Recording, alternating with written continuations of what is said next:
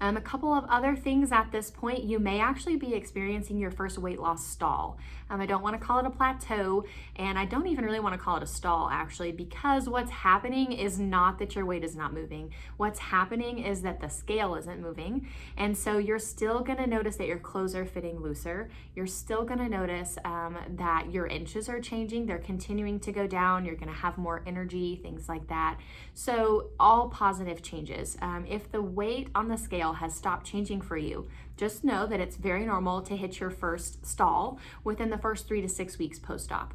All right, and so that's a very normal process that your body is going through. It's actually a good sign to us.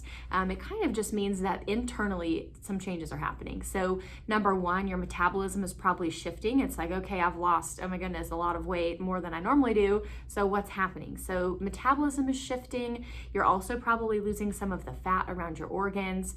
You may even just, your body needs a break from the weight loss. It's been a little bit too rapid.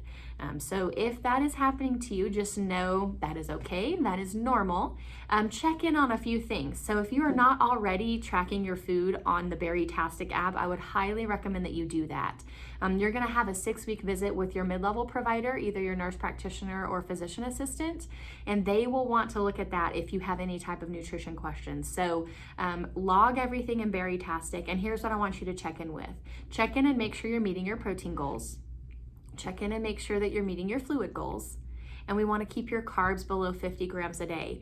At this point in your diet, if you're following our progression, you should not really be having any carbs. The only thing that you should be getting kind of sugars or carbs from is going to be your dairy products. So possibly your protein shakes, your milks, if you are doing any type of yogurt, maybe if you're still doing a little bit of the like grits, cream of wheat, or oatmeal, you might be getting some carbs there. So check in on that and make sure that your total carbohydrates per day are less than 50 grams.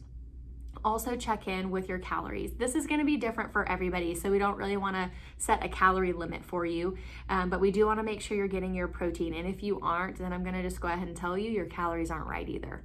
So check in with that, make sure you're getting enough. If you are feeling hungry, be sure you're eating. Now, you may have to distinguish between that physical hunger and the emotional hunger. So that's very common at this point. You've been a few weeks without a lot of the sweets or the sugars or the carbs, and you may start to see other people are eating them around you and you're starting to crave them a little more. So that's not the hunger I'm talking about when I say eat when you're hungry. I'm talking about the actual hunger in your stomach, where you might feel some rumbling, you might get a little lightheaded or dizzy or even sick to your stomach if you don't eat. So